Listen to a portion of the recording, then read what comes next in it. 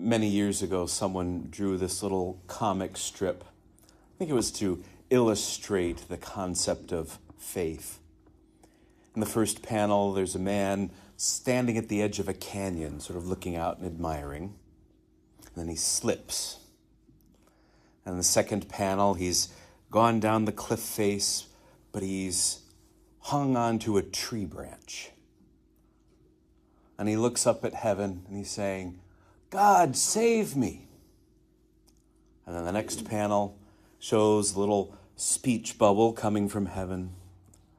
"Okay, let go of the branch." And the last panel has the man looking back up at heaven. "Is there anyone else up there I could talk to?"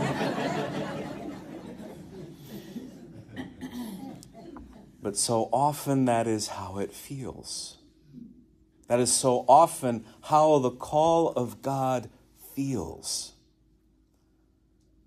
He invites us into something we want, something that in our minds we can understand would be the fulfillment of the deepest desires of our hearts even.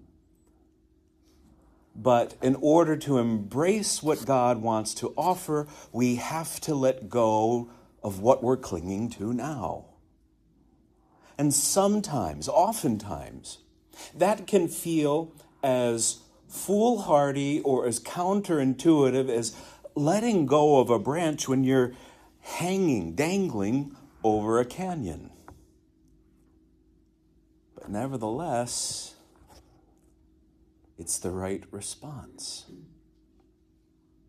We hear Jesus saying today that he came so that his sheep might have life and have it more abundantly, and that his sheep know his voice. And there is something within us when we hear that call from God, and it's genuinely from God, that even when it's scary, even when it sounds foolish at first pass, even if we don't understand it, there is something deep within our hearts that will feel right about it. There'll be that little voice inside of us that whispers, "This is what's best." We, even before God is able to do all that much within us, we all have within us that ability to hear the voice of the Good Shepherd, to recognize who, out of everyone else in this world, truly has our best interests at heart, truly wants us to be alive, really alive.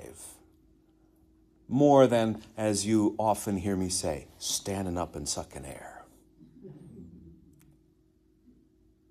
Jesus gives of himself fully and completely.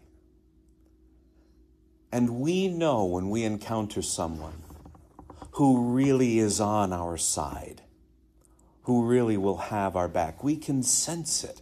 We can feel it. And we feel it when the Lord gives us that call. Let go of the branch. Now there's a second step that comes when we finally do.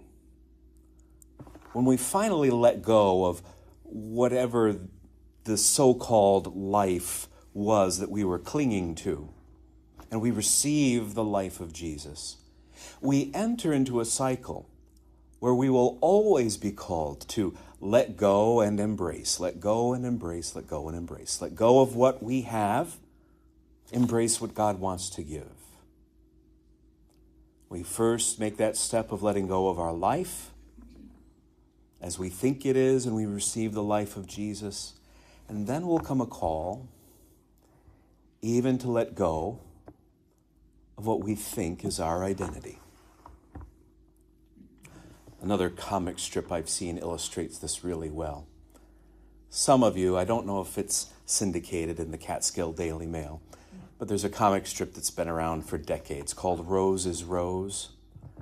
I see a couple people nodding. There were only 3 last night who had ever heard of it. But it depicts the life of this small family. The dad is Jimbo, the mom is Rose. They have a little boy, Pasquale.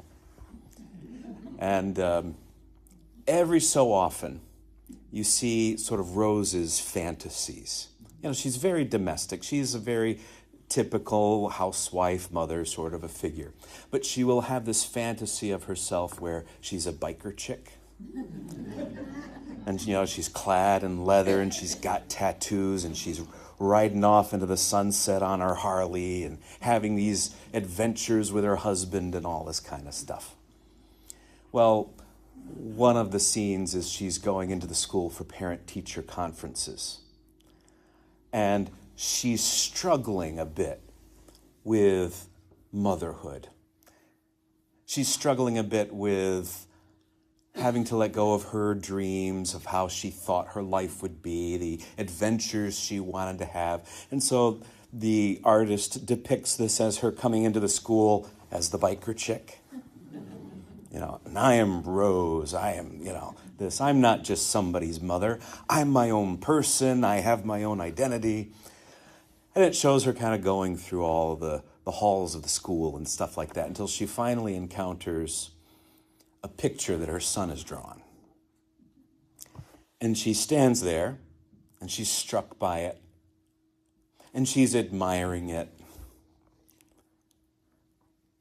And then in the last panel, it shows the teacher coming up to her and saying, "Oh, are you Pasquale's mother?" And it shows her then as the housewife and mother saying, "Oh, yes, I am." And that's how it is. We first let go of what we think is our life to embrace the life of Jesus. Then we let go of what we thought our identity was to become something else. Something that we never would have thought even we would be proud to be.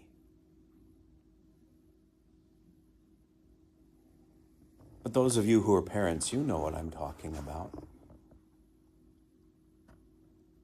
Maybe you recognized a particular moment where people all of a sudden no longer knew your name. They didn't know if you were Eileen or Susan or Tom or Paul. Oh, you're Skylar's mother. Oh, you're John's dad. And you felt that, yes, I am. You felt that pride. You may have encountered this if you've been a teacher and you've really given yourself over to your students. Maybe working in healthcare. You've been a selfless nurse at the bedsides of those who are suffering. There's so many ways it can happen, but it is part and parcel of the life of discipleship. In Jesus, we find our true identity.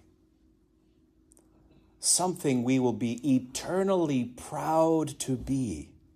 Sons and daughters of God. And that is one of the key things. The Good Shepherd is proud to be our shepherd. Our Father in heaven is proud to be our Father. By the grace of this Mass, within which in a few moments Jesus will offer himself to us as he always does, fully, completely, holding nothing back. May we have the courage, the metanoia, to let go of whatever we think is giving us life but really isn't, and embrace the life of Jesus. And if we've already embarked on that journey, then to let go of whatever it is we still falsely think makes us us, in order to embrace that new identity that will make us proud for all eternity. Peace be with all of you this morning, and with all who love the Lord in simplicity of heart.